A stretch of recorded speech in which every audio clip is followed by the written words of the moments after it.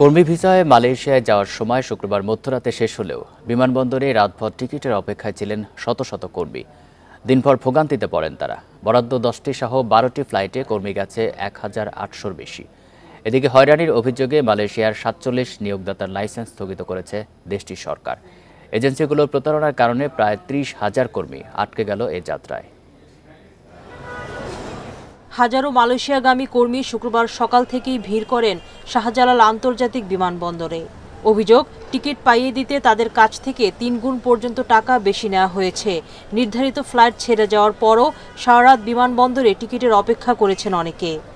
আমরা আরো 30,000 করে বাড়তি দিছি, দেওয়ার পর আমাদেরকে রাত্রে 1টার সময় টিকিট দিছে। সকালে আসছি, এখানে এসে দেখি আমাদের টিকিটটা ক্যান্সেল করে দিছি। এয়ারলাইন্সের লোক বলতেছে আপনি যে দালালকে টাকা দিয়েছেন, যে এজেন্সিকে, ওই এজেন্সি আমার 10 জনের টাকা দেয় নাই, 10,60,000 টাকা দেয় নাই, দেখে আপনাদের 10 জনের টিকিট আমি ক্যান্সেল করে দিচ্ছি সকালে। এজেন্সির প্রতারণার শিকার কোনো কর্মী 2বার টিকিট কিনলেও পাননি ফ্লাইট। শেষ সময়ে বিএমইটির ছাড়পত্রের জটিলতায় ফ্লাইট আটকে গেছে অনেকের। এই টিকিটটা নিয়ে আসছিলাম এয়ারপোর্টে আসার পরে আমার বিএমইটিটা যেহেতু দেখায় না অনলাইনে, এই জন্য আমাকে রিটার্ন করে দিছে। আমার টিকিটটা স্পয়েল হয়ে গেছে। আমরা মানুষ ভাই, আমাদের লাইভের একটা সমস্যা হয়ে গেছে, দাঁড়ায় গেছে এই জায়গায়। আমরা লাইভে কি করব আমরা ভেবে পাচ্ছি না। বাইরা জানায় প্রতারক এজেন্সিগুলোর বিরুদ্ধে ব্যবস্থা নেওয়া হবে। কর্মীদের ক্ষতিপূরণ দেওয়ার চেষ্টা হচ্ছে। অনেক আনএথিক্যাল এজেন্সি তাদেরকে পাঠিয়ে দেওয়ার পরে আমরা টিকিট নিয়ে আসতেছি। এটা তো অ্যাড্রেস করতে হবে। আমরা সেদিন মন্ত্রণালয়ে মিটিং করেছি, যদি যেতে না পারে সেখান থেকে তখন যা আলোচনা করা যায়, টাকা পয়সা যদি কোথাও লেনদেন হয় এগুলো রিটার্ন দেওয়ার ব্যবস্থা করি। বিশেষজ্ঞরা বলছেন, বাংলাদেশে অভিবাসন প্রক্রিয়ায় যে ফাঁকফোকর রয়ে গেছে সেটি পূরণ করা যাচ্ছে না। এ সুযোগটা নিচ্ছে অসাধু ব্যবসায়ীরা। একজন অভিবাসীকে কেন্দ্র করে আমি আসলে টাকা তৈরি করবো। এখন এখান থেকে তো আমরা নিজেদেরকে বদলাতে না পারলে তো এই সেক্টরটার কোনোদিনও উন্নতি হবে না। সংকট সমাধানে কর্তৃপক্ষের দ্রুত হস্তক্ষেপ দাবি কর্মীদের। মালয়েশিয়া যাওয়ার সময় বাড়ানোর দাবি তাদের। সুলতানা জাহান মিতু, ইন্ডিপেন্ডেন্ট নিউজ, ঢাকা। জুলাইয়ে চীন সফরে যাচ্ছেন প্রধানমন্ত্রী শেখ হাসিনা। এ সফরে অর্থনৈতিক উন্নয়ন সহযোগিতা সহ কয়েকটি সমঝোতা সই ও চুক্তি হতে পারে। সূচি চূড়ান্ত করতে সোমবার বেইজিংয়ে বৈঠকে বসেছেন দুই দেশের পররাষ্ট্র সচিব। মাসুদ বিন মোমেন জানান, বৈঠকে রোহিঙ্গা প্রত্যাবাসনে পাইলট প্রকল্পের অগ্রগতির উপর জোর দেওয়া হবে। আঞ্চলিক সহযোগিতা বাড়াতে বেল্ট অ্যান্ড রোড ইনিশিয়েটিভের পর গ্লোবাল ডেভেলপমেন্ট ইনিশিয়েটিভ GDI ও গ্লোবাল সিকিউরিটি ইনিশিয়েটিভ GSI এ যুক্ত হতে আগেই বাংলাদেশকে আমন্ত্রণ জানিয়েছে চীন। 2022 সালে চীনা পররাষ্ট্রমন্ত্রীর ঢাকা সফরে আনুষ্ঠানিক প্রস্তাবও দেওয়া হয়। তবে তখন সরকার জানায় জাতীয় নির্বাচনের আগে কোনো জোটে যোগ দিতে চায় না ঢাকা। জুলাইয়ের দ্বিতীয় সপ্তাহে চীন সফরে যেতে পারেন প্রধানমন্ত্রী শেখ হাসিনা। সে সময় আলোচনার টেবিলে উঠতে পারে GDI ও GSI ইস্যু। শীর্ষ পর্যায়ের এ সফরে অর্থনৈতিক উন্নয়ন সহযোগিতা, সবুজ ও নিম্ন কার্বন উন্নয়ন এবং বন্যা মৌসুমে ব্রহ্মপুত্র নদীর জলীয় তথ্য সরবরাহ বিষয়ে ঢাকা বেইজিং সমঝোতা স্মারক সই হতে পারে। সোমবার বেইজিংয়ে দুদেশের পররাষ্ট্র সচিব পর্যায়ের বৈঠকে প্রধানমন্ত্রীর সফরসূচির পাশাপাশি চুক্তির বিষয় চূড়ান্ত করা হবে। তবে ন্যাচারালি ভিজিট হলে তো অনেক কিছু হতে হবে, এটা নিয়ে আমরা কাজ করছি। পররাষ্ট্র সচিব পর্যায়ের এই বৈঠকে বেজিংয়ের পক্ষে নেতৃত্ব দেবেন দেশটির উপপররাষ্ট্রমন্ত্রী সান ওয়েডং। আলোচনায় রোহিঙ্গা সংকট সমাধানে ত্রিদেশীয় উদ্যোগ বাস্তবায়নে গুরুত্ব দেবে ঢাকা। চীন আমাদেরকে সহযোগিতা করছিল আমাদের যে পাইলট রিপ্যাট্রিয়েশন, তো সেটা যে এখন থমকে গেছে। সুতরাং চীনের যতটুকু লেভারেজ আছে with the Myanmar government and also the Arakan army যদি থেকে থাকে, তাহলে সেইটা ব্যবহার করে যাতে ওই সিচুয়েশনটাকে তারা দ্রুত নিয়ন্ত্রণে আনতে পারে, সেই রিকোয়েস্ট আমি করব এবং তাদের কি প্ল্যান আছে সামনে সেটাও আমি জানার চেষ্টা করব। এছাড়া দুদেশের মধ্যে বাণিজ্য ঘাটতি কমানো সহ চীনা অর্থায়নে আটকে থাকা প্রকল্প দ্রুত বাস্তবায়নেও জোর দেওয়ার কথা জানান পররাষ্ট্র সচিব। নাফিজাতুল্লাহ, ইন্ডিপেন্ডেন্ট নিউজ, ঢাকা। সাবেক আইজিপি বেনজির আহমেদ গ্রেপ্তার হবেন কিনা দুর্নীতি দমন কমিশন দুদক মামলা করলে তা আদালত দেখবে, এমন মন্তব্য করেছেন আওয়ামী লীগের সাধারণ সম্পাদক ওবায়দুল কাদের। জানান, বেনজির আহমেদের দেশত্যাগ ও ব্যাংক অ্যাকাউন্ট থেকে টাকা তোলার বিষয়টি তার জানা নেই। শুক্রবার সকালে ধানমন্ডিতে আওয়ামী লীগ সভাপতির রাজনৈতিক কার্যালয়ে এক সংবাদ সম্মেলনে এসব কথা বলেন তিনি। ক্ষমতার অপব্যবহার করে অবৈধ সম্পদ অর্জনের অভিযোগে সম্প্রতি আলোচনায় সাবেক আইজিপি বেনজির আহমেদ। আদালতের নির্দেশে তার সম্পত্তি বাজেয়াপ্ত করা হয়েছে, পাশাপাশি তদন্ত নেমেছে দুদক। পারফেক্ট ডেমোক্রেসি পৃথিবীর কোথাও। শুক্রবার ধানমন্ডির কার্যালয়ে নিয়মিত ব্রিফিংয়ে আসেন আওয়ামী লীগ সাধারণ সম্পাদক ওবায়দুল কাদের। সাংবাদিকদের প্রশ্নের জবাবে তিনি বলেন, প্রধানমন্ত্রী শেখ হাসিনা দুর্নীতির ব্যাপারে জিরো টলারেন্স, প্রভাবশালী যেই হোক কোনো ছাড় পাবেন না। এ সময় দুর্নীতির অভিযোগে অভিযুক্ত সাবেক আইজিপি বেনজির গ্রেপ্তার হবেন কিনা এ প্রশ্নের জবাবে জানান, দুদক যদি মামলা করে তো মামলা করার পরে তো আদালত ঠিক করবে তাকে গ্রেপ্তার করবে, কখন করবে, জেলে পাঠাবে, কিন্তু প্রক্রিয়ার মধ্য দিয়ে হবে। বিচার ব্যবস্থার যে প্রক্রিয়া সেই প্রক্রিয়াতেই হবে।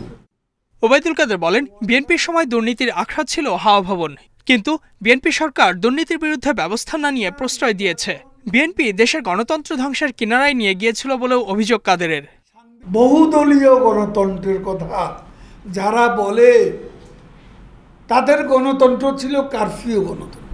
গণতন্ত্রকে তারাই ধ্বংস কিনারায় নিয়ে গিয়েছিল এবং নির্বাচন ব্যবস্থার তামাশায় পরিণত করেছিল।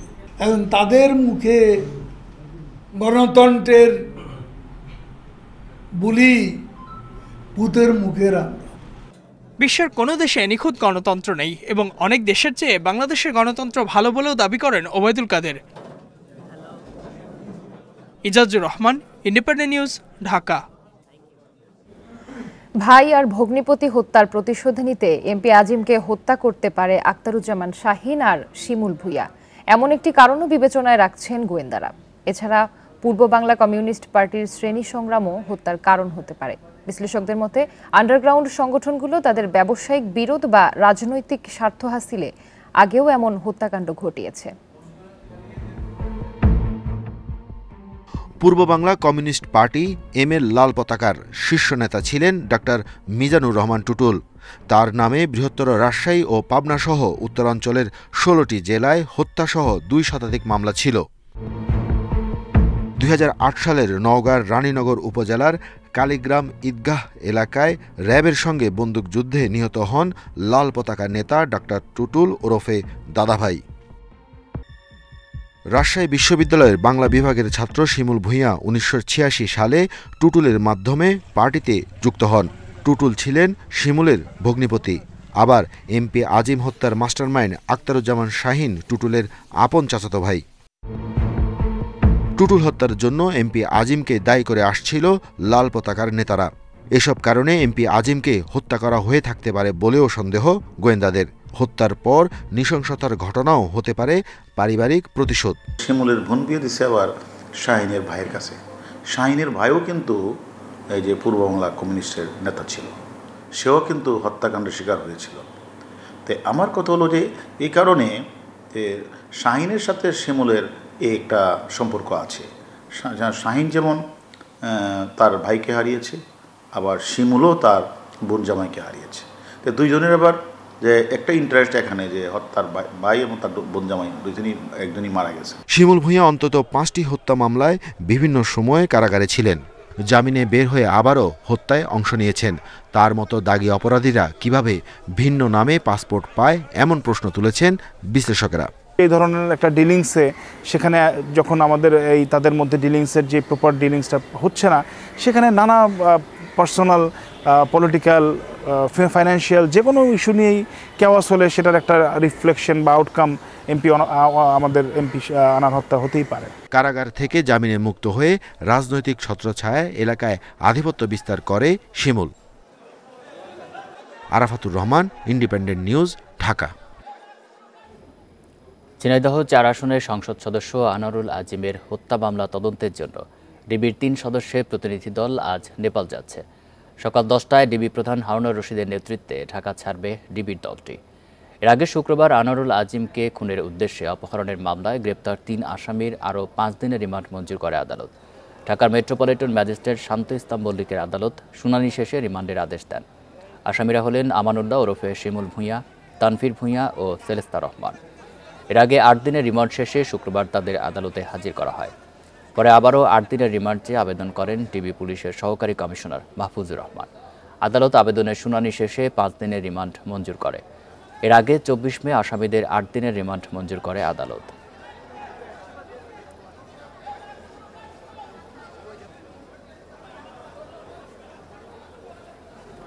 আগের রুটিনে 30 জুন থেকেই এইচএসসি ও সমমানের পরীক্ষা অনুষ্ঠিত হবে।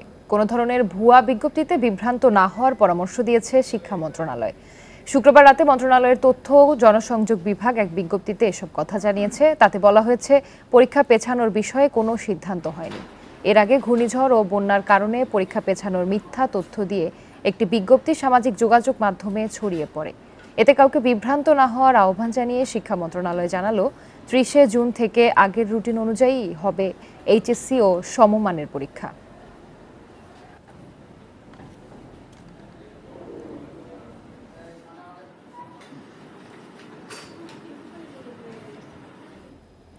অব্যবস্থাপনা, নিয়োগে অনিয়ম ও অদক্ষ জনবলে ভেস্তে যাচ্ছে বিশ্বমানের হাসপাতাল তৈরির উদ্যোগ। শুরুর 1.5 বছরে বঙ্গবন্ধু সুপার স্পেশালাইজড হাসপাতালে প্রয়োজনের বিপরীতে কর্মী চিকিৎসক নেওয়া হয়েছে মাত্র 13 ভাগ। পরিচালনায় মানা হচ্ছে না নিয়মকানুন, আর এতে অনিশ্চিত দক্ষিণ কোরিয়ান বিশেষজ্ঞদের প্রশিক্ষণও। এই অবস্থায় নতুন উপাচার্য বলছেন, প্রশ্ন ফাঁসের তদন্ত শেষেই আসবে বড় নিয়োগের ঘোষণা। বঙ্গবন্ধু সুপার স্পেশালাইজড হাসপাতাল যাত্রা শুরুর 1.5 বছর পরও নেই রোগীর ভিড়, নেই চিরচেনা কোলাহল। 750 বেডের এই হাসপাতাল চালাতে লোক দরকার 2758, তবে নেওয়া হয়েছে মাত্র 376 জন। এ নিয়েও উঠেছে প্রশ্ন। বলা হচ্ছে, বেশিরভাগ পদেই সুযোগ পেয়েছেন অদক্ষরা। ইভেনও যে নিয়োগও যেগুলো হচ্ছে সেগুলো তো আমরা কিছু জানতাম না। হঠাৎ করে একজন এসে বলে যে আমি প্রজেক্টে এসে নিয়োগ পাইছি। একটা দক্ষ জনবল ওখানে প্রথমেই দেওয়া উচিত ছিল, সেটা করা হয়নি। ওখানে রিক্রুটমেন্টগুলো করা হয়েছে ব্যক্তিগত ইন্টারেস্ট কিংবা মানে ব্যক্তিগত ইন্টারেস্টের জন্যই বেশি রিক্রুটমেন্ট করা হয়েছে। যে আমাদের এই ক্যাম্পাসের নিয়োগ বাণিজ্যের নামে একটা বিশাল দুর্নাম আছে।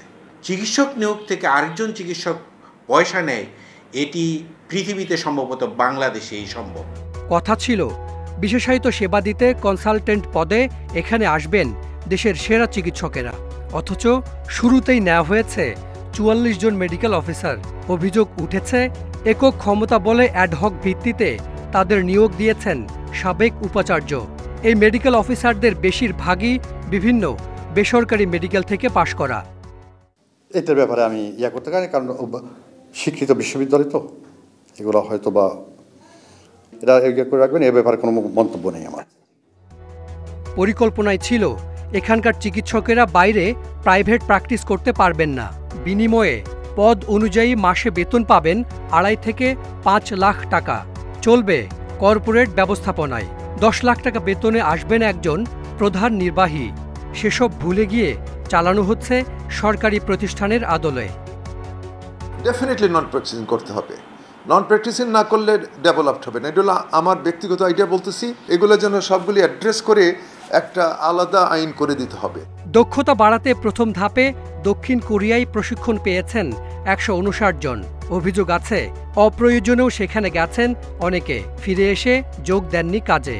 আর এসব অনিয়মে চিকিৎসক সহ 56 জন কোরীয় বিশেষজ্ঞের কাছে স্বাস্থ্যকর্মী ও অন্যান্যদের বিশ্বমানের হাসপাতাল পরিচালনার যে প্রশিক্ষণ পাওয়ার কথা, তা এখন প্রায় অনিশ্চিত। ডিপিপি এবং ফিজিবিলিটি স্টাডি যে রিকমেন্ডেশন সেগুলো আমরা ফলো করি নাই। আমরা যদি প্রথম থেকে এটা ফলো করতাম তাহলে পরে এটা চালু হতো। এবং এটাতে কিন্তু কোরিয়ান গভর্নমেন্টও কিন্তু খুব হ্যাপি না। তারা বারবার চিঠি লিখেছে যে তোমরা এটাই করো, এই করো। এই অবস্থায় নতুন উপাচার্য বলছেন, দক্ষ চিকিৎসক পেতে দরকার আলাদা বেতন কাঠামো। পরীক্ষা ছাড়া আর কোনো নিয়োগ হবে না। আমার কাছে যে সে এসে বলবে আর অ্যাডহকে একটা নিয়োগ পেয়ে যাবে, এই সিস্টেমে আমি কোনোদিন যাব না। কোনো পরীক্ষার সিস্টেম ছাড়া একজন আসলো এবং সে যদি এরকম হয়ে থাকে যে তার কোনো পরীক্ষা ছাড়াই একটা ইউনিভার্সিটিতে ঢুকে যাওয়া, এটা তো আমার মনে হয় যে সঠিক হচ্ছে না। স্বল্প সুদের ঋণে রাজধানীতে এমন আরও একটি হাসপাতাল করে দেওয়ার কথা দক্ষিণ কোরিয়ার এক্সিম ব্যাংকের। তবে প্রথমটির নানা অব্যবস্থাপনায় আটকে গেছে সেই আয়োজন। দেশে দক্ষ ও মেধাবী চিকিৎসকের অভাব নেই, অভাব ছিল শুধু বিশ্বমানের চিকিৎসার সব আয়োজন থাকা একটি হাসপাতালের, আর এটি এখানে করতে চেয়েছে সরকার। কিন্তু কিছু মানুষের অসততা আর ভুল নীতির কারণে প্রশ্নের মুখে পড়েছে সরকারের অসাধারণ এই উদ্যোগ। Hasan Misba, independent news, Dhaka. ঢাকার 2 সিটি কর্পোরেশনে এবার কোরবানির হাট বসছে 17টি। এর মধ্যে অস্থায়ী 15 হাটের ইজারা প্রায় চূড়ান্ত। এতে 2 সিটির রাজস্ব আদায় হবে 41 কোটি টাকার বেশি। সিটি কর্পোরেশন বলছে, ইজারার নিয়মের ব্যত্যয় ঘটিয়ে বাইরে হাট বসালে নেওয়া হবে কঠোর ব্যবস্থা। উত্তরের 7টি হাটেই থাকবে ডিজিটাল ব্যাংকিং সুবিধা। আর কয়দিন পরেই ঢাকা দক্ষিণের আমুলিয়ার এই মাঠে বসবে কোরবানির হাট। এরই মধ্যে 65 লাখ টাকায় চূড়ান্ত হয়েছে ইজারা। এবার ঢাকা দক্ষিণ সিটি কর্পোরেশনে অস্থায়ী হাটের ইজারা দেওয়া হচ্ছে 9টি। এতে রাজস্ব আদায় হবে 25 কোটি টাকার বেশি। আর ঢাকা উত্তরে অস্থায়ী হাটের ইজারা হচ্ছে 6টি। এসব থেকে রাজস্ব আসবে প্রায় 16 কোটি টাকা। এছাড়াও 2 সিটির স্থায়ী হাট গাবতলী ও সারুলিয়া হবে বেচাকেনা। বেশিরভাগ হাটের ইজারাই চূড়ান্ত, প্রায় 2-1 দিনের মধ্যে আসবে ঘোষণা। ঈদের 5 দিন আগে থেকে বসবে হাট, চলবে ঈদের পরদিন পর্যন্ত। নির্দিষ্ট স্থানের বাইরে পশু তোলা হলে নেওয়া হবে ব্যবস্থা। পশু কোরবানি দিবে তাদের সুবিধার্থে 11টি বা 12টি হাট আমাদের দক্ষিণ সিটি কর্পোরেশনের আওতাধীন এলাকা আমরা সুনির্দিষ্ট করেছি এবং সেটা একটি ক্যাচমেন্ট এরিয়া চিন্তা ভাবনা করেই কিন্তু মাননীয় মেয়র মহোদয় সেটি সিদ্ধান্ত নিয়েছেন এবং সেই আলোকে ইজারা দেওয়া হচ্ছে। সুতরাং এর বাইরে যদি কেউ দিয়ে থাকে তার বিরুদ্ধে অবশ্যই ব্যবস্থা নেওয়া হবে, কঠোর ব্যবস্থা নেওয়া হবে। ঢাকা উত্তরের 7টি হাট ব্যবস্থাপনা এরই মধ্যে চূড়ান্ত হয়েছে। ক্যাশলেস ট্রানজ্যাকশনের আহ্বান জানিয়ে উত্তর সিটির মেয়র বলছেন, সব হাটেই রাখা হবে ডিজিটাল ব্যাংকিং ব্যবস্থা। পিওএস মেশিন ব্যবহার থাকবে, ক্রেডিট কার্ড থাকবে, এমএফএস থাকবে। সুতরাং যে ধরনের একজনের একটা গরু পছন্দ হলো কিন্তু তার কাছে সাফিসিয়েন্ট টাকা নেই, সাথে সাথে ক্রেডিট কার্ডের মাধ্যমেও সেখানে অনলাইন বা এমএমএস এর মাধ্যমে তারা সকল ধরনের ট্রানজ্যাকশন করতে পারবে। এটি আমরা সম্পূর্ণ করেছি। সুষ্ঠু বর্জ্য ব্যবস্থাপনার জন্য ঈদ ও পরদিনের মধ্যে কোরবানি সম্পন্ন করার আহ্বান জানিয়েছে ঢাকার 2 সিটি কর্পোরেশন। বন ইবনে কামাল, ইন্ডিপেন্ডেন্ট নিউজ, ঢাকা। এবার আসন্ন বাজেটের খবর।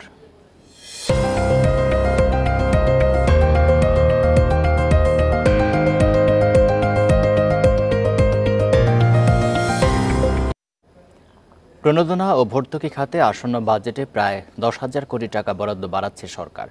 রাখা হচ্ছে 1,20,000 কোটি টাকার বেশি।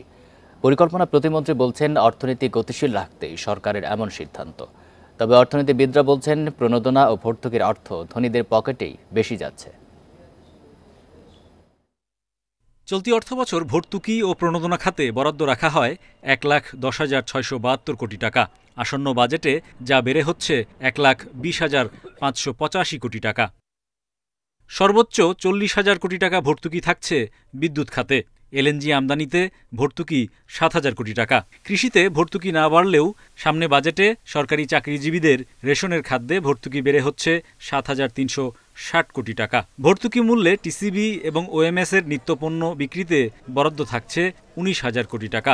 ঋণদাতা সংস্থা আইএমএফ এর পরামর্শ পাশ কাটিয়েই বাড়ানো হচ্ছে ভর্তুকি। ভর্তুকি প্রণোদনা এটা তো অর্থনীতিকে অনেক ক্ষেত্রেই চাঙ্গা রাখবার জন্য, বা আইএমএফ প্রত্যেকটা দেশের এক অবস্থানে যে দেখে তা নয়, একভাবে তারা দেখে আর আমাদের দেখতে হয় আরেকভাবে। তাদের সব কথায় আমরা মেনে নিয়ে আমরা আমাদের ইকোনমিকে সচল রাখতে পারবো না। রপ্তানি খাতে প্রণোদনা 8,000 কোটি টাকা থেকে কমে হচ্ছে 7,825 কোটি টাকা। এলডিসি উত্তরণকে মাথায় রেখে রপ্তানিতে প্রণোদনা কমানোর পক্ষে অর্থনীতিবিদরাও। তবে তারা বলছেন, বিদ্যুতে ভর্তুকির সুবিধা পাচ্ছে উৎপাদকরা। এই ক্যাপাসিটি পেমেন্টের নামে যে সাবসিডি গেছে তাতে ধনী আরও ধনী হয়েছে, কিন্তু সাধারণ মানুষ, বিদ্যুতের গ্রাহক, ব্যবসায়ী যারা বিদ্যুৎ এবং গ্যাসের গ্রাহক, তাদের উপর এসে কিন্তু এই সাবসিডির বোঝা এখন পড়েছে। তাহলে সাবসিডি জনগণের লেভেলে না কমিয়ে সাবসিডি যেখানে কমানো উচিত, যেমন ক্যাপাসিটি পেমেন্টের মতো জায়গা রিভিউ করে, আমার মনে হয় সেই স্ট্র্যাটেজিতে যাওয়া উচিত। আসছে বাজেটে সরকারি বেসরকারি হাসপাতাল, এনজিও, গবেষণা সংস্থা সহ বিভিন্ন প্রতিষ্ঠানের জন্য ভর্তুকি থাকছে 12,000 কোটি টাকা। Hari Saha, independent news, Dhaka. উজানের ঢল ও কয়েকদিনের বৃষ্টিপাতে এবার তলিয়ে গেছে সিলেট নগরীর বেশ কিছু এলাকা। শুক্রবার বিকেল থেকে শহরের নিচু এলাকাগুলোতে পানি ঢুকতে শুরু করে। এতে নগরীর তালতলা, জামতলা, মাঝিমপুর উপশহর, যতরপুর সহ বেশ কয়েকটি এলাকা প্লাবিত হয়েছে। এতে পানিবন্দী হয়ে পড়েছে নগরীর প্রায় 4,000 মানুষ। এসব এলাকায় কোথাও হাঁটু জল, কোথাও কোমর সমান পানি। বাড়িঘর ডুবে দুর্ভোগে নগরবাসী। এর মধ্যে সিটি কর্পোরেশনের পক্ষ থেকে শুকনো খাবার, পানি বিশুদ্ধকরণ ট্যাবলেট সহ প্রয়োজনীয় ত্রাণ সামগ্রীর ব্যবস্থা করা হয়েছে বলে জানিয়েছেন কর্মকর্তারা। খোলা হয়েছে আশ্রয়কেন্দ্র। এদিকে সীমান্তবর্তী উপজেলাগুলো থেকে পানি নামতে শুরু করলেও এখনও 7 উপজেলায় প্রায় পানিবন্দী 6.5 লাখ মানুষ। পানি উন্নয়ন বোর্ডের দেওয়া তথ্য মতে সুরমা নদীর পানি সিলেট পয়েন্টের বিপদসীমার 6 সেন্টিমিটার ও কুশিয়ারা নদীর পানি অমলশিদ পয়েন্টে বিপদসীমার 197 সেন্টিমিটার উপর দিয়ে প্রবাহিত হচ্ছে।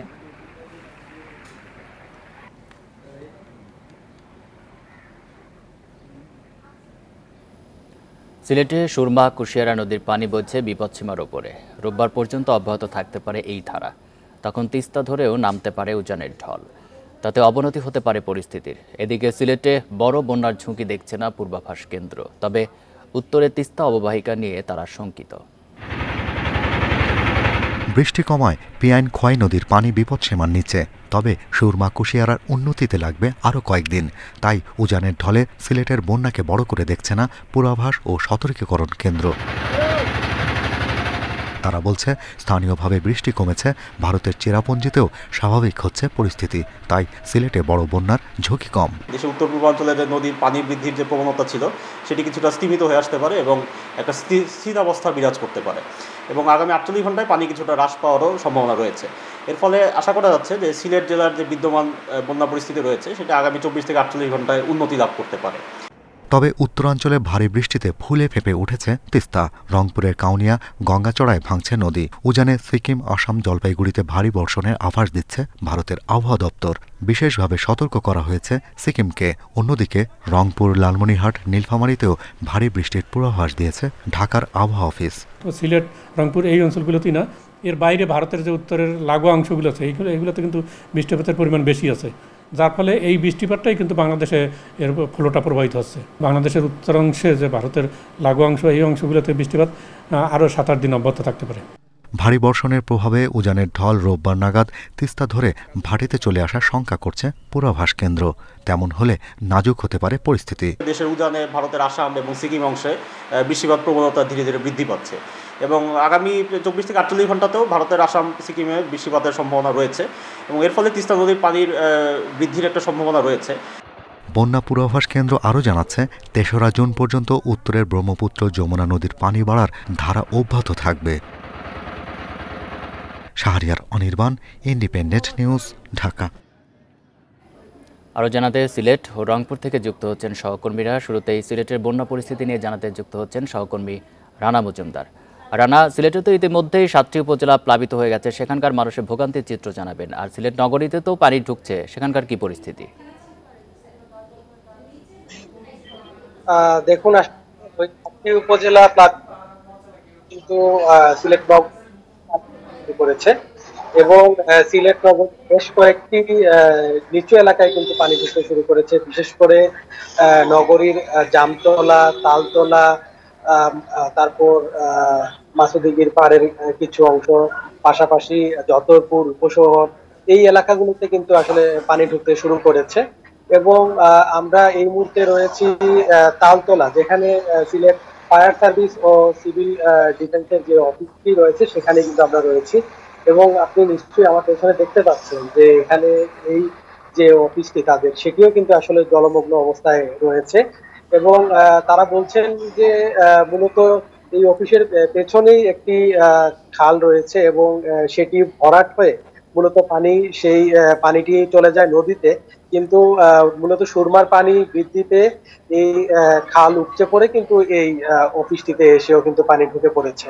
সেক্ষেত্রে আসলে তারা যারা এখানে কর্মরত ছিলেন তারা বলছেন যে আসলে তাদের অনেকটাই ভোগান্তি পোহাতে হচ্ছে এবং তারা তাদের যে সরঞ্জামগুলো রয়েছে সেগুলো তারা দ্রুততার সহিত তারা সরিয়ে নেওয়ার চেষ্টা করেছেন বলে তারা আমাদেরকে জানিয়েছেন।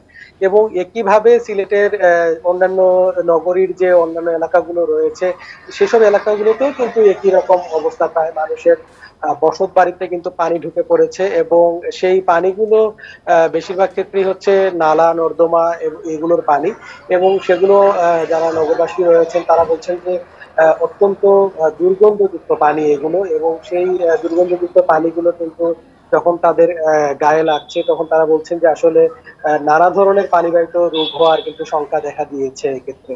এবং কারণ হিসাবে নগরবাসীরা বলছেন যে আসলে সিলেটের অন্যান্য যে উপজেলাগুলো রয়েছে, যে বিশেষ করে যে 7টি উপজেলা প্লাবিত হয়েছিল, সেই 7টি উপজেলা থেকে বর্তমানে আস্তে আস্তে পানি কমতে শুরু করলেও সেই পানিটা কিন্তু ধীরে ধীরে সিলেটের দিকে এগিয়ে আসছে, এবং সিলেটের দিকে এগিয়ে আসার কারণে সিলেটের সুরমা নদীর পানি যেটি রয়েছে সেটি কিন্তু মূলত বৃদ্ধি পেয়েছে, এবং সেই কারণেই কিন্তু এই যে পানিটা নগরীতে ঢুকে এবং সেই নগরীতে এক ধরনের আকস্মিক জলাবদ্ধতা কিংবা বন্যার তৈরি হয়েছে আর।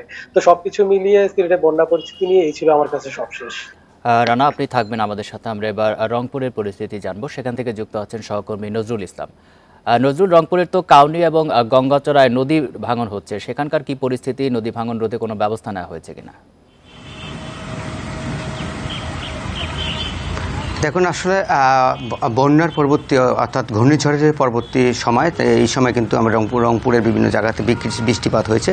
এর ফলে কিন্তু আমরা দেখেছি যে কাউনিয়া, গঙ্গাচড়া এবং গোদাই এলাকায় সেখানে কিন্তু নদী ভাঙন দেখা দিয়েছিল। আপনি নিশ্চয়ই জানেন যে আজ থেকে প্রায় 10 দিন থেকে কিন্তু অর্থাৎ তিস্তা নদীর পানি কিছুটা বেড়ে গেছে। এই বেড়ে যাওয়ার ফলে কিন্তু এই নদী ভাঙন সৃষ্টি হয়। এর ফলে আমরা দেখেছি যে অনেক ঘরবাড়ি এবং ফসলের জমি সহ মাঠঘাট কিন্তু তা নদীগর্ভে বিলীন হয়ে যায়। ইতিমধ্যে আমরা দেখেছি যে যারা স্থানীয় ইউপি চেয়ারম্যান রয়েছেন তারা কিন্তু মাইকিং করেছেন, সতর্কতা বানিয়ে দিয়েছেন। আপনি জানেন যে অর্থাৎ রংপুর থেকে কিন্তু ভারত কাছাকাছি, অর্থাৎ ভারতের যে সিকিম এবং জলপাইগুড়িতে কিন্তু পানি বৃদ্ধির যে আশঙ্কা করছেন পানি উন্নয়নের পর, সেটি কিন্তু আসলে এখন পর্যন্ত তিস্তা নদীতে আসছে না। যদি তিস্তা নদীতে এই পানি বৃদ্ধি পায় তাহলে আমরা দেখেছি যে রংপুরের অর্থাৎ রংপুর, গাইবান্ধা, লীলফাইমারি, লালমনিরহাট, কুড়িগ্রামের কিছু অংশ কিন্তু পানি বৃদ্ধি পাবে। সে ফলে কিন্তু আমরা দেখেছি সেখানে কিন্তু বৃদ্ধি পাওয়ার ফলে অনেক জায়গা থেকে নদী ভাঙন সৃষ্টি হবে। এর আশঙ্কা করছেন কিন্তু পানি উন্নয়ন বোর্ড। তবে স্থানীয়রা বলছেন, বারবার বলছেন যে এই শুকনো মৌসুমে পানি যে বেড়িবাঁধে যে কথা বলছেন তারা, অর্থাৎ 7 কিলোমিটার, সেটি যদি অর্থাৎ বেড়িবাঁধটি অর্থাৎ নির্মাণ করা হতো তাহলে তাদের এই ভোগান্তি দুর্ভোগ হতো না। যদি পানি বৃদ্ধি পায় তাহলে সেক্ষেত্রে কিন্তু আমরা দেখেছি যে তিস্তার যে কয়েকটি অংশ রয়েছে সেই অংশগুলোতে কিন্তু অর্থাৎ আস্তে আস্তে ভেঙে যাবে, এবং ভেঙে যাওয়ার ফলে কিন্তু মানুষের দুর্ভোগ আরও বেড়ে যাবে। আমরা দেখেছি কয়েকদিন আগে দেখেছি যে গবাদি পশু নিয়ে অনেক লোক কিন্তু তার বিপাকে পড়ছেন। সেক্ষেত্রে আমরা দেখেছি যে ইউনিয়ন পর্যায়ে যেসব খোলা জায়গা রয়েছে সেখানে কিন্তু আমরা দেখেছি তারা রেখে দিয়েছে। তবে আমরা কয়েকজন ইউনিয়ন চেয়ারম্যানের সঙ্গে কথা বলেছি, তারা যেমনটি জানিয়েছেন যে পানি উন্নয়ন বোর্ডের সাথে বারবার তারা যোগাযোগ করা হলেও সেক্ষেত্রে পানি উন্নয়ন বোর্ড সেটি কিন্তু কোনো ব্যবস্থা করেনি। তারপরে আমরা দেখেছি যে তারা জিও বাগ ফেলে কিন্তু পানি অর্থাৎ নদী ভাঙন চেষ্টা করছেন, নদী ভাঙন রোধের চেষ্টা করছিলেন। সেক্ষেত্রে আমরা দেখেছি কিন্তু এখন পর্যন্ত কিন্তু সেটি কোনো ধরনের কাজ হয়নি, এটি আসলে বলছেন স্থানীয়রা। তবে অর্থাৎ ভারতের পানি যদি বৃদ্ধি পায় তা সেক্ষেত্রে আমরা দেখেছি যে তিস্তাতে পানি কিন্তু প্রবেশ করে। সেক্ষেত্রেই অর্থাৎ উত্তরের যেসব জেলাগুলো রয়েছে সেগুলো জেলাতে কিন্তু অর্থাৎ অনেক গ্রাম অঞ্চলে কিন্তু পানি প্রবেশ করে। সিলেট এবং রংপুর থেকে জানাচ্ছিলেন আমাদের সহকর্মীরা। ঘুরে দাঁড়ানোর লড়াইয়ে ঘূর্ণিঝড় রিমালে ক্ষতিগ্রস্ত উপকূলবাসী। পানি নেমে যাওয়ার পর অনেক এলাকায় জীবনযাপন স্বাভাবিক অবস্থায় ফিরতে শুরু করেছে। ঝড়ের আঘাতে ভেঙে যাওয়া ঘর মেরামত করছেন ক্ষতিগ্রস্তরা। এদিকে ঘূর্ণিঝড়ের পর কয়েকদিন পার হলেও এখনও অনেক এলাকা বিদ্যুৎ বিচ্ছিন্ন। উপকূলের জনপদে আঘাতের চিহ্ন রেখে গেছে ঘূর্ণিঝড় রিমাল। পিরোজপুরে বিধ্বস্ত হয়েছে 3000-এর বেশি ঘরবাড়ি। স্বাভাবিক জীবনে ফিরতে ভাঙা ঘর মেরামতে কাজ করছেন ক্ষতিগ্রস্তরা। এই এলাকায় আর কি কাজবাজ করে বিদ্যুতের তাদের জানাচ্ছে, তারা বলে যে আপনারা প্রত্যেকটা ঘর থেকে আর কি টাকা উঠান, তাহলে আমরা বিদ্যুতের সংযোগটা তাড়াতাড়ি কিনে দেবো। ঝড়ে বরগুনায় ক্ষতিগ্রস্ত 17,000 বসতঘর। যাদের সক্ষমতা আছে তারা এরই মধ্যে ঘর মেরামতের কাজে লেগে গেছেন, কিন্তু যাদের সামর্থ্য নেই তারা আছেন সহায়তার আশায়। সহযোগিতা তো চাই, কারণ ঘর দুয়ার তো ভেঙে আছে এবং ওই যে গাছ পড়ে পুরোটাই বারান্দা ভেঙে আছে। এই গাছপালা সরাইতে আছি, কী করবো, নাইলে কীভাবে থাকবো কোন, হ্যাঁ পানি ফানি পড়বে এই জন্যে। দুর্যোগের পর ঘুরে দাঁড়ানোর লড়াইয়ে পটুয়াখালীবাসী। রাস্তাঘাটে ভেঙে পড়া গাছ সরাতে নিজস্ব উদ্যোগে কাজ শুরু করেছেন স্থানীয়রা। জোয়ার জলোচ্ছ্বাসের পানি এখনো নামেনি অনেক এলাকা থেকে। দুর্গত এলাকায় আছে খাবার পানির সংকটও। খাল বিলের পানি খুব নষ্ট হয়ে গেছে, এরা এগুলো ব্যবহার করতে পারতেছে না, আমরা খাবার পানি পাইতেছি না। এদিকে অনেক এলাকায় এখনো স্বাভাবিক হয়নি বিদ্যুৎ সরবরাহ। পল্লী বিদ্যুতের লাইন সচল করতে কাজ করছে কর্তৃপক্ষ। সোহেলি জাহান, ইন্ডিপেন্ডেন্ট নিউজ। সুন্দরবনে জীববৈচিত্র্য রক্ষায় আজ থেকে ৩ মাসের জন্য সুন্দরবনে প্রবেশ বন্ধ রাখা হচ্ছে। এ সময় পর্যটক প্রবেশ ও সাধারণ মানুষের চলাচল সহ নদী খালে মাছ ধরা নিষিদ্ধ থাকবে। বনরক্ষক মিহির কুমার দোজ জানান, জুন থেকে আগস্ট ৩ মাস সুন্দরবনে নদী খালের মাছের প্রজনন মৌসুম হিসেবে ধরা হয়। এছাড়া এই সময়ে বন্য প্রাণীরও প্রজনন মৌসুম। ৩ মাস বনে পর্যটক ও জেলেরা না গেলে বনের জীববৈচিত্র্য ও বন্যপ্রাণী নিরুপদ্রব থাকবে। ঘূর্ণিঝড় রিমনের তাণ্ডবে সুন্দরবনের প্রাণী ও জীববৈচিত্র্যের যে ক্ষতি হয়েছে তাও দ্রুত কাটিয়ে ওঠা যাবে বলে আশা বন কর্মকর্তাদের।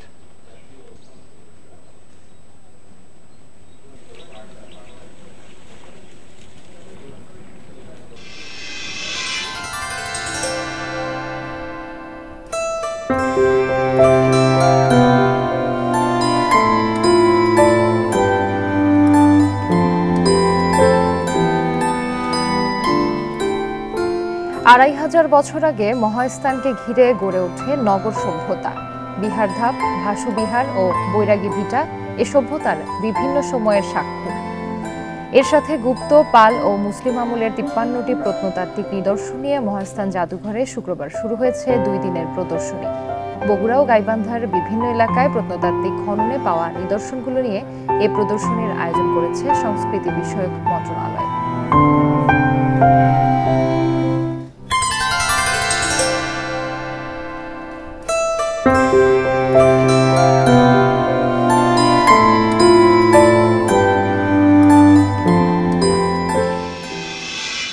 এ নিয়ে প্রতিবেদন থাকছে সংবাদের পরের অংশে। চলে যাচ্ছি পরবর্তী সংবাদে। চাঁদপুরের অনলাইন পেজ খুলে ইলিশ বিক্রির নামে প্রতারণা করছে একাধিক চক্র। ক্রেতারা বিকাশ বা নগদে টাকা পাঠানোর পর পাচ্ছেন না ইলিশ। প্রতারিত হচ্ছেন ক্রেতারা, সুনাম নষ্ট হচ্ছে প্রকৃত ব্যবসায়ীদের।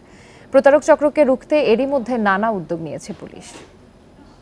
তাদের কাছ থেকে এবং আমিও দেখেছি তাদের গুণগত মান এবং তারা খুবই কোয়ালিটি সম্পন্ন এবং ভুয়া অনলাইন পেজ খুলে মডেলদের নকল ভিডিও বার্তা, লোভনীয় অফারে ক্রেতা আকৃষ্ট করে বিক্রি করা হচ্ছে চাঁদপুরের ইলিশ। দরদামের পর বিকাশে অগ্রিম লেনদেন করে অর্ডার নিশ্চিতের পর সেই মোবাইল নম্বরটি ব্লক করে দিচ্ছে প্রতারক চক্র। এভাবে প্রতিদিন প্রতারিত হচ্ছে দেশ বিদেশের অনেক ক্রেতা। তবে ইলিশের প্রকৃত ব্যবসায়ীরা জানান, ক্যাশ অন ডেলিভারি সিস্টেমে চাঁদপুরের ইলিশ বিক্রি করা হয়।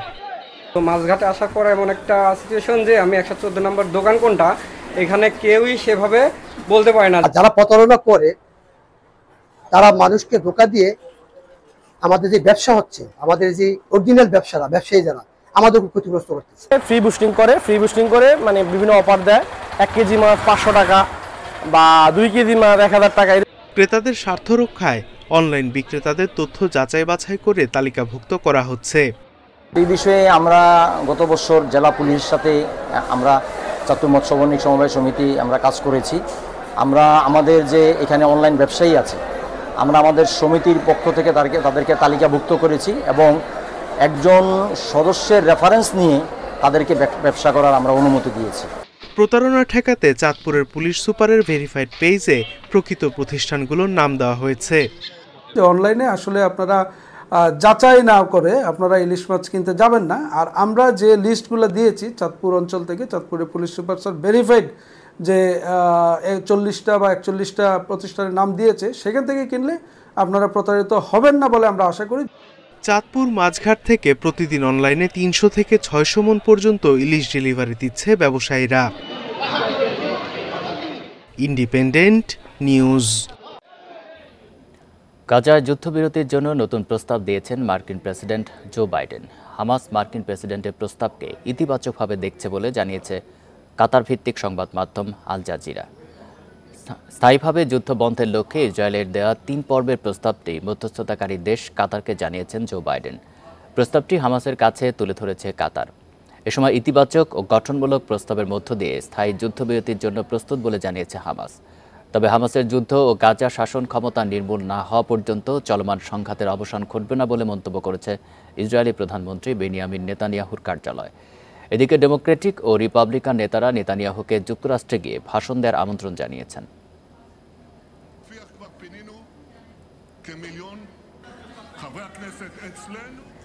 গাজায় হামলা চালিয়ে একদিনে 60 ফিলিস্তিনিকে হত্যা করেছে ইসরায়েলি সেনারা। রাফার মধ্যাঞ্চলে অভিযান চালানো হচ্ছে বলে জানিয়েছে তারা। এদিকে ইসরায়েলের দেয়া গাজায় যুদ্ধবিরতির বিনিময়ে জিম্মি মুক্তির নতুন একটি প্রস্তাব প্রকাশ করেছেন মার্কিন প্রেসিডেন্ট জো বাইডেন। হামাসকে প্রস্তাবটি মেনে নিতে আহ্বান জানান তিনি। গাজা জাবালিয়ায় গত ২০ দিনের অভিযানে ১,০০০ বাড়িঘর সহ শরণার্থী শিবিরের অধিকাংশ অবকাঠামো ধ্বংস করেছে ইসরায়েল।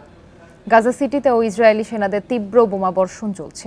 এই পরিস্থিতির মধ্যেই আরও এক নারী জিম্মির অডিও বার্তা প্রকাশ করেছে হামাস। সেখানে প্রাণে বাঁচার এবং অবিলম্বে তাদের মুক্ত করার আকুতি জানান ওই জিম্মি। এদিকে নেতানিয়াহু সরকার ইসরায়েলি নীতি ভুলে গিয়ে জিম্মিদের মৃত্যুর মুখে ফেলেছে বলে অভিযোগ করেছে তাদের পরিবার।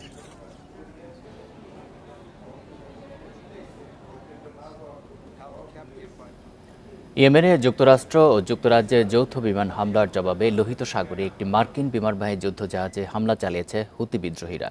শুক্রবার এক বিবৃতিতে এই তথ্য জানান সশস্ত্র গোষ্ঠীটির মুখপাত্র ইয়াহিয়া সারিয়া। বৃহস্পতিবার রাতভর ইয়েমেনের কয়েকটি প্রদেশে হুতিদের অবস্থানগুলোতে যৌথ বিমান হামলা চালায় যুক্তরাষ্ট্র ও যুক্তরাজ্য। এতে সশস্ত্র গোষ্ঠীটির অন্তত ১৬ সদস্য নিহত হয়, আহত হয় ৪২ জন। লোহিত সাগরে উত্তেজনা শুরুর পর হুতিদের ওপর চালানো হামলায় এটি একদিনের সর্বোচ্চ নিহতের সংখ্যা। মার্কিন কর্মকর্তারা জানায় ওই হামলায় হুতিদের বেশ কয়েকটি ভূগর্ভস্থ ঘাঁটি, মিসাইল উৎক্ষেপণ কেন্দ্র, নিয়ন্ত্রণ কেন্দ্র ও একটি জাহাজ ক্ষতিগ্রস্ত হয়েছে।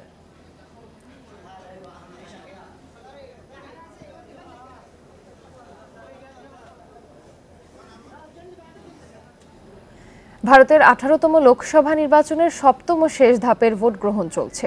স্থানীয় সময় সকাল ৭টা থেকে ভোট গ্রহণ চলবে সন্ধ্যা ৬টা পর্যন্ত। এ ধাপে ৭ রাজ্য ও একটি কেন্দ্রশাসিত অঞ্চলের ৫৭ আসনে ভোট হচ্ছে মোদির আসন উত্তরপ্রদেশের বারাণসীতে। ১৯ এপ্রিল শুরু হয় বিশ্বের সর্ববৃহৎ গণতান্ত্রিক দেশ ভারতের লোকসভা নির্বাচন। ৭ ধাপের মধ্যে এ পর্যন্ত ৬ ধাপে ভোটগ্রহণ হয়েছে ৪৮৬ আসনে। শনিবার ৭ম ও শেষ ধাপে ৭ রাজ্য ও একটি কেন্দ্রশাসিত অঞ্চলের ৫৭ আসনে ভোট। এ দফায় প্রতিদ্বন্দ্বিতা করছেন ৯০৪ জন প্রার্থী। উত্তরপ্রদেশের ৮০ আসনের মধ্যে শেষ ধাপে ভোট হচ্ছে ১৩ আসনে। এর একটি বারাণসী। ২০১৪ সালে এই আসন থেকে জিতে প্রথমবার প্রধানমন্ত্রী হন নরেন্দ্র মোদী। মোদীর বিপক্ষে এ আসন থেকে লড়ছেন উত্তরপ্রদেশ কংগ্রেসের সভাপতি অজয় রায়। ২০১২ সালে বিজেপি থেকে কংগ্রেসে যোগ দেন তিনি। উত্তরপ্রদেশের গোরাখপুরে বিজেপির তারকা প্রার্থী রবি কিষান। সমাজবাদী পার্টির কাজল নিষাদের বিপক্ষে লড়ছেন তিনি। ৭ম ধাপে ১৩ আসনে ভোট হচ্ছে পাঞ্জাবে। সেখানে প্রার্থী সংখ্যা ৩২৮ জন। বিহারে ভোট ৮ আসনে। রাষ্ট্রীয় জনতা দলের হয়ে পাটালিপুত্র আসনে লড়ছেন বিহারের সাবেক মুখ্যমন্ত্রী লালু প্রসাদ যাদবের বড় মেয়ে মিশা ভারতী। হিমাচল প্রদেশের মান্ডি আসনে বিজেপির হয়ে লড়ছেন বলিউড তারকা কঙ্গনা রানাওয়াত। তার প্রতিপক্ষ সাবেক মুখ্যমন্ত্রী বীরভদ্র সিংয়ের পুত্র কংগ্রেস নেতা বিক্রমাদিত্য সিং। শেষ ধাপে উত্তর ও দক্ষিণ কলকাতা সহ পশ্চিমবঙ্গে ভোট ৯ আসনে। ডায়মন্ড হারবার আসনে লড়ছেন মমতা ব্যানার্জির ভাইয়ের ছেলে অভিষেক ব্যানার্জি। তার প্রতিপক্ষ বাম প্রার্থী প্রতীকুর রহমান এবং বিজেপির অভিজিৎ দাস। Nusrat Serin, independent news. এ বিষয়ে বিস্তারিত জানাতে পশ্চিমবঙ্গের কলকাতা থেকে যোগ দিচ্ছেন সহকর্মী দেবপ্রসাদ অধিকারী। দেবপ্রসাদ, লোকসভা নির্বাচনের শেষ ধাপের ভোট গ্রহণ চলছে। ভোটার উপস্থিতি কেমন দেখছেন? কেন্দ্রগুলোতে পরিবেশ কেমন রয়েছে? ভোটের সার্বিক নির্বাচনী পরিবেশ জানাবেন। দেখুন, সকাল ৭টা থেকেই ভোট গ্রহণ যেরকম শুরু হওয়ার কথা ছিল ঠিক সেরকমই ভোট গ্রহণ শুরু হয়েছে এবং সকালের দিকে কিছুটা ভোটারদের উপস্থিতি ভালো ছিল কেন্দ্রগুলোতে। আমি যদি পশ্চিমবাংলার দিকে তাকাই তাহলে দেখবো যে 9টি কেন্দ্রে ভোট রয়েছে পশ্চিমবাংলার, উত্তর ২৪ পরগনা, দক্ষিণ ২৪ পরগনা এবং কলকাতা। এই জেলাগুলোতে কিন্তু 9টি রাজ্যের ভোট রয়েছে, 9টি কেন্দ্রে ভোট রয়েছে। এই 9টি কেন্দ্রের ভোটের দিকে সকালবেলা বিক্ষিপ্ত কিছু অশান্তি, অর্থাৎ যেটা বিরোধীরা দাবি করছে, যে এক ধরনের দাবি করছে যে ভোট দিতে কিছু যারা ভোটার তাদেরকে বিভিন্ন সময় বাধা দেওয়া হচ্ছে বিভিন্ন জায়গায় এবং কিছু ইভিএম মেশিন সংক্রান্ত কিছু সমস্যা ছাড়া সেরকম কোনো বড় ধরনের দুর্ঘটনা বা কোনো অকারেন্স এখনো পর্যন্ত আমাদের কাছে তথ্য নেই। তবে সকালবেলার দিকে ভোটের যে একটু ভোটাররা বেশির দিকে লাইন দিয়েছিলেন, কিন্তু বেলা বাড়তে একটু ভোটার সংখ্যা কমেছে। এই মুহূর্তে ভোটের লাইনের যে সংখ্যাটা, মানে মানুষ যেভাবে লাইনে দাঁড়িয়ে থাকে তার থেকে একটু কমেছে। আজকে যে 9টি কেন্দ্রে ভোট গ্রহণ হচ্ছে, তার মধ্যে উল্লেখযোগ্য কেন্দ্র হচ্ছে ডায়মন্ড হারবার। এই ডায়মন্ড হারবারের ভাঙড় অঞ্চল, অর্থাৎ এই অঞ্চলটা কিছুটা হলেও কিছু বিশৃঙ্খল ঘটনা ঘটেছে। এছাড়া অন্যান্য কোনো 9টি কেন্দ্রে সেরকম বিশৃঙ্খল ঘটনার সেরকম খবর নেই। একটা জিনিস জানিয়ে রাখি যে এই কেন্দ্রেই অভিষেক বন্দ্যোপাধ্যায়, মমতা বন্দ্যোপাধ্যায়ের ভাইয়ের ছেলে অভিষেক বন্দ্যোপাধ্যায় এই কেন্দ্র থেকে লড়ছেন, যার কারণে এই কেন্দ্রটির দিকে নজর থাকছে সবার। কারণ হচ্ছে অভিষেক বন্দ্যোপাধ্যায় এবং কেন্দ্রীয় যে নেতৃত্ব, তাদের মধ্যে প্রচারণার সময় কিন্তু বারবার একে অন্যকে আক্রমণ করার লক্ষ্যবস্তু ছিল। তো সেই কারণে অভিষেক বন্দ্যোপাধ্যায়ের এই কেন্দ্রের দিকে নজর থাকছে। অন্যদিকে উত্তর 24 পরগনার যে বসিরহাট কেন্দ্র, সেখানে কিন্তু নজর থাকছে। কারণ হচ্ছে এই কেন্দ্রে কিছুদিন আগে এমন একটি ঘটনা ঘটেছিল, একটি নারী নির্যাতন ঘটনা ঘটেছিল। সেই কারণে কিন্তু ওই কেন্দ্রের একটা তোলপাড় ঘটনা ঘটে গেছিল বসিরহাটকে নিয়ে। তো সেই কারণে ওই কেন্দ্রের দিকেও নজর থাকছে। ওখানে বিজেপির প্রার্থী রেখা পাত্র, কারণ ওই আন্দোলনের সময় রেখা পাত্র মুখ্য ভূমিকা নিয়েছিলেন। অন্যদিকে বারাসাত, দমদম, এই বারাসাত এবং দমদম এই দুটো কেন্দ্রের দিকেও নজর থাকছে। কারণ হচ্ছে এই দুটো কেন্দ্রের যে প্রার্থী রয়েছেন সেই প্রার্থীরাও কিন্তু এর আগে তৃণমূলের প্রার্থী হয়ে জয়ী হয়েছিলেন। দমদম কেন্দ্রে যেমন সৌগত রায় রয়েছেন, দীর্ঘদিন এখানকার সাংসদ এবং বরিষ্ঠ মানে একজন অধ্যাপক ছিলেন, রিটায়ার্ড পার্সন। তো সব মিলিয়ে এখনো পর্যন্ত ভোট কিন্তু পশ্চিমবাংলার শান্তিপূর্ণ। অন্যদিকে যদি আমি পশ্চিমবাংলার বাইরে যাই, তাহলে বারাণসী কেন্দ্রে প্রধানমন্ত্রী নরেন্দ্র মোদী তৃতীয়বারের জন্য সেখান থেকে লড়াই করছেন এবং বারাণসী কেন্দ্রে যদি তিনি জিতে যান, তাহলে তিনি পরবর্তী পর্যায়ে প্রধানমন্ত্রী হবে কি হবে না সেই বিষয়টা বারাণসী কেন্দ্রের উপর ডিপেন্ড করছে। যার কারণে বারাণসী কেন্দ্রের দিকে লক্ষ্য থাকছে সাধারণ মানুষ, যেমন লক্ষ্য থাকছে পশ্চিমবাংলার মানুষ, যেমন সমস্ত বিশ্ব কিন্তু নজর থাকছে এই বারাণসী কেন্দ্রের দিকে। সব মিলিয়ে এখনো পর্যন্ত যদি আমি বলি, ভোট পশ্চিমবাংলার শান্তিপূর্ণ এবং এখনো পর্যন্ত পশ্চিমবাংলার যে ভোট, তাতে কিন্তু একটা জিনিস পরিষ্কার, যে একটা উৎসবের মেজাজ। কারণ হচ্ছে যে আজ ভোট এবং ভোটের জন্য সমস্ত অফিস আদালত কিন্তু একরকম বন্ধই রয়েছে, যার কারণে একটা উৎসবের মেজাজ এবং উৎসবের মেজাজে পশ্চিমবাংলা বেশ উৎসবমুখর পরিবেশে ভোট গ্রহণ চলছে। কলকাতা থেকে জানাচ্ছিলেন সহকর্মী দেবপ্রসাদ অধিকারী। টি-20 বিশ্বকাপে বাংলাদেশের দ্বিতীয় প্রস্তুতি ম্যাচ আজ। প্রতিপক্ষ শক্তিশালী দল ভারত। যুক্তরাষ্ট্রের বিপক্ষে প্রথম প্রস্তুতি ম্যাচ বৈরী আবহাওয়ায় বাতিল হয়। টাইগার টপ অর্ডার ব্যাটারদের রান খরা কাটাতে এই ম্যাচে বাড়তি গুরুত্ব দেওয়া হচ্ছে। অন্যদিকে বাংলাদেশের বিপক্ষে জয়ের আত্মবিশ্বাস নিয়ে বিশ্ব আসর শুরুর লক্ষ্য ভারতের। নিউ ইয়র্কে এমপি আনোয়ারুল আজিম হত্যার তদন্তে নেপাল যাচ্ছে ডিবির 3 সদস্যের দল। শাহজালাল আন্তর্জাতিক বিমানবন্দরে বিস্তারিত জানাচ্ছেন ডিবি প্রধান হারুনুর রশিদ। সরাসরি চলে যাচ্ছে সেখানে। ওই পার্টে একজন ঘাতকের একজন সহযোগী, সেও ঘাতক, বাকি তারা গ্রেপ্তার তার সাথে কথা বলেছে। আমাদের পার্টিও 3-4 জন গ্রেপ্তার আছে, তাদের সাথে আমরা কথা বলেছি। আমরা কথা বলে যেটা বুঝতে পেরেছি, এর আগেও আমরা শুনেছি যে ইদানিং বাংলাদেশের অনেক সন্ত্রাসী তারা এখন কাঠমান্ডুকে তারা ব্যবহার করছে। এবং এর মধ্যে আমাদের যে মাস্টার মাইন্ড, বেনিফিশিয়ারি, মদতদাতা শাহিন, সেও আমরা দেখেছি যে কাঠমান্ডুর মাটিকে ব্যবহার করে সে অন্য দেশে চলে গিয়েছে। আরও অন্যান্য আসামি সম্পর্কে কিন্তু আমরা এখন তথ্য পাচ্ছি। এছাড়া আগেও অনেক শীর্ষ সন্ত্রাসীকে আমরা দেখেছি তারা ওইখানে থাকে। আসলে আমরা যখন কলকাতা পুলিশের সাথে যে আমাদের যে ইন্টারাকশন হয়েছে, ভালো সম্পর্ক স্থাপন হয়েছে, আমরা তদন্তের কাজেই মূলত আমরা কাঠমান্ডু যাচ্ছি। সেখানে আমাদের ওই নেপালে পুলিশের সাথে আমাদের ইন্টারাকশন এবং তদন্তের কাজে সহযোগিতা আমরা চাই। সিয়াম হাসান করে একজনকে গ্রেপ্তারের সব বিষয়ে যে সকল আসামি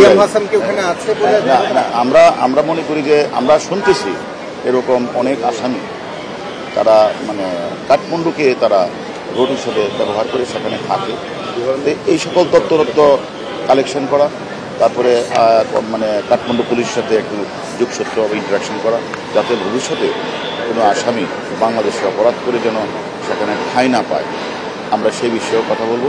এবং আপনারা জানেন আমাদের যে ঝিনাইদহের মাননীয় সংসদস্য ওনার হত্যাকাণ্ডে কয়েকজন আসামি তারা কাঠমান্ডু থেকে তারা কেউ চলে গেছে, কেউ থাকতে পারে, সেই বিশ্বাসে আসলে আমরা তদন্তের কাজে যাচ্ছি। আপনারা বলেছিলেন যে সংবাদ সম্মেলনে বলেছিলেন যে সিয়াম হাসান নেপালে থাকতে পারে। আমরা দেখেন, আমরা আমাদের মানে পুলিশ হেডকোয়ার্টারে এনসিবির মাধ্যমে আমরা ইন্টারপোলকে আমরা চিঠি দিয়েছি। আমরা ইন্টারপোলের মাধ্যমে আমরা কাঠমান্ডু পুলিশকে জানিয়েছি যে এই এখানে সিয়াম সহ বেশ কয়েকজন আসামি তারা কেউ চলে গেছে, কেউ আছে। এই বিষয়গুলি মানে তাদেরকে আমরা অবহিত করেছি এবং তারা যদি থাকে তাদেরকে যেন তারা গ্রেপ্তার করে, এটা আমরা তাদেরকে অনুরোধ করেছি। এবং তারই ধারাবাহিকতায় আমরা সেখানে আমাদের মামলাটার তদন্তের অগ্রগতি করার জন্যই মূলত আমরা আসামিরা মানে যে জায়গায় ছিল বা যে জায়গায় তার সাথে সম্পর্কে কথা বলতে যাচ্ছি। একটু কনফার্ম করবেন, ভারত থেকে জিহাদকে জিজ্ঞাসাবাদ করেছিলেন, এখানে 3 জন আসে, এরা তো অনেক তথ্য দিচ্ছিল। কথা বলছিলেন ডিবি প্রধান হারুনুর রশিদ। আমরা সরাসরি সেখানে ছিলাম। বগুড়ায় মহাস্থান জাদুঘরে শুরু হয়েছে দুদিনের প্রদর্শনী। বগুড়া ও গাইবান্ধার বিভিন্ন এলাকায় প্রত্নতাত্ত্বিক খননে পাওয়া নিদর্শনগুলো নিয়ে এই প্রদর্শনীর আয়োজন করেছে সংস্কৃতি বিষয়ক মন্ত্রণালয়।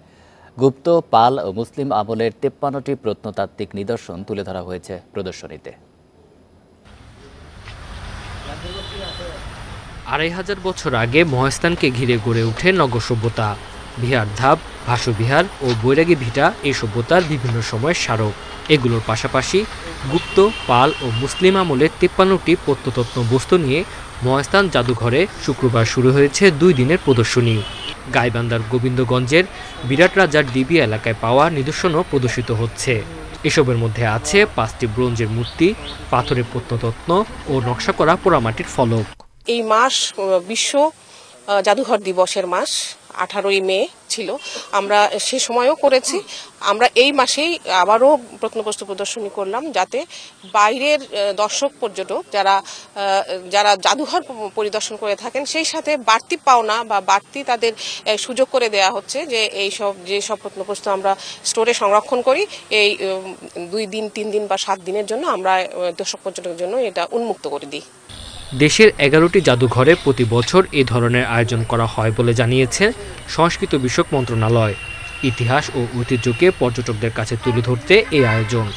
এগুলো যদি আমরা তালিকাভুক্ত করে ফেলতে পারি একটা একটা করে, তাহলে বিশ্ব আমাদেরকে জানবে এবং ওই যে পর্যটনের কথা যেটা বলা হলো, মানুষ তো তালিকা দেখেই চলে আসবে এবং ওই উদ্দেশ্যেই কিন্তু আমরা এই চেষ্টা করি কিভাবে তালিকাভুক্ত করা যায় এবং আমাদের কিন্তু সারা বছর এগুলোর ডকুমেন্টেশন চলে। শনিবারও সকাল থেকে সন্ধ্যা পর্যন্ত পর্যটকদের জন্য প্রদর্শনী উন্মুক্ত থাকবে। Independent news. এই ছিল এখনকার সংবাদে। ইন্ডিপেন্ডেন্ট টেলিভিশনের সব খবর বিস্তারিত জানতে চোখ রাখুন ফেসবুক, ইউটিউব, এক্সে। এতক্ষণ সাথে থাকার জন্য সবাইকে ধন্যবাদ।